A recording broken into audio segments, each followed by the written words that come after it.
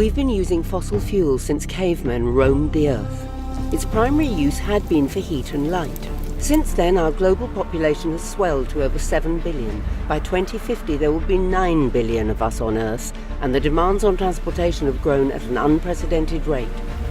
There are now over 1 billion vehicles on our planet, which is expected to double in the next 50 years.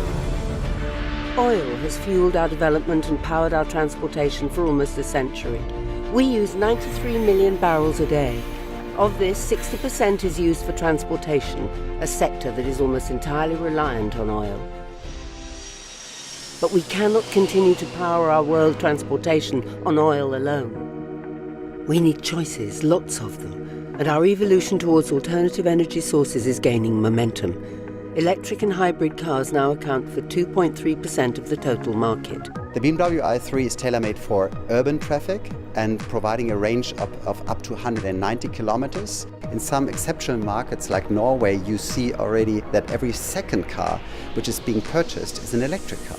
Despite its use for decades, a new wave of innovation is driving down prices and fueling a renaissance with compressed natural gas. There are over 1,000 public fueling stations in the US alone. Interest from businesses and consumers is growing at an impressive rate, more so in Asia and South America, who are currently the biggest users of CNG.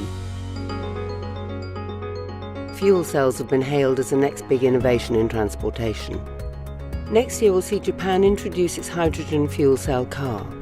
After building an infrastructure, including 100 fueling stations in its home market, it will roll the vehicle out across Asia, Europe and North America.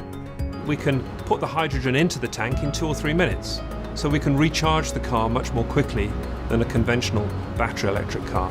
The release of the world's first commercial hydrogen fuel cell vehicle next year is significant because it demonstrates that the technology has become mature. The leading renewable fuel for the transport sector is ethanol. Brazil has replaced almost 40% of its gasoline with fuel derived from sugarcane. Introduction and commercialization of new technologies for producing and converting ethanol into standard fuels will have a great political and social impact. Already used on a wider scale, cheaper and more efficient is methanol. Deriving from a variety of sources, including natural gas and CO2, some have branded it the new fossil fuel.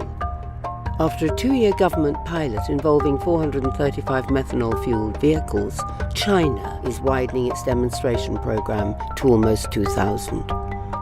As the world's largest user, 160,000 vehicles across the country have already been modified to run on methanol fuel blends. Further on the horizon is more ambitious nuclear technology. A prototype compact fusion reactor will be developed within 5 years. If the technology lives up to its promise, it would be able to power every aspect of our lives. How we fuel our future and keep the world moving is in the hands of science. But what has been hailed as a transport of tomorrow is here today.